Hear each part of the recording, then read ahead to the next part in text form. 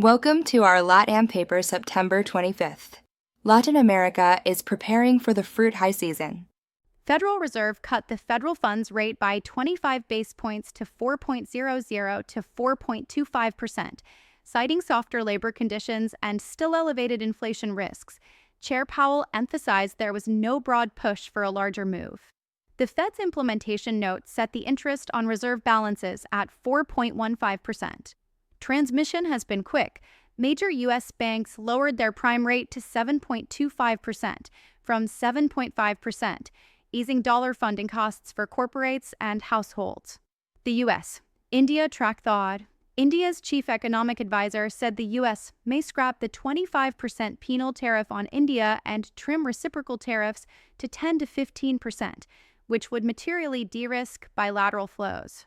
The U.S. Treasury also urged G7 and European Union partners last week to levy tariffs on China and India over Russian oil purchases, though European Union officials signaled they're unlikely to adopt sweeping new duties. So tariff risk remains elevated but uneven across blocs. Mexico announced a protectionist shift, a tariff package raising duties up to 50% on autos and other manufacturers from non-FTA countries, notably China, redirecting regional flows and pre-positioning for the USMCA review in 2026. The U.S.-Brazil tariff clash is already hitting volumes. Brazil's beef exports to the U.S. would fall to 7,000 tons in September after the additional 50% tariff in August, shifting sales toward Mexico.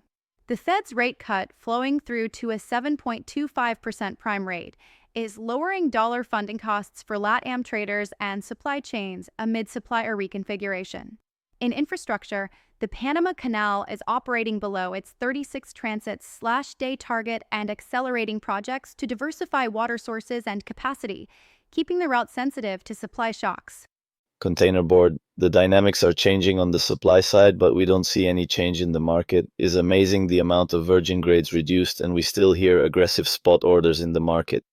Although this situation will change next year, US will reduce about 1.5 to 2 million tons on exports in 2026. We will feel the impact on the supply of virgin grades. On the other hand, recycled grade producers have a lot of pressure on cost and competition plus low demand.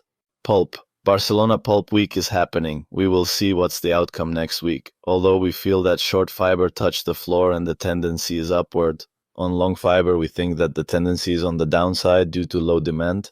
Thank you for watching. See you soon.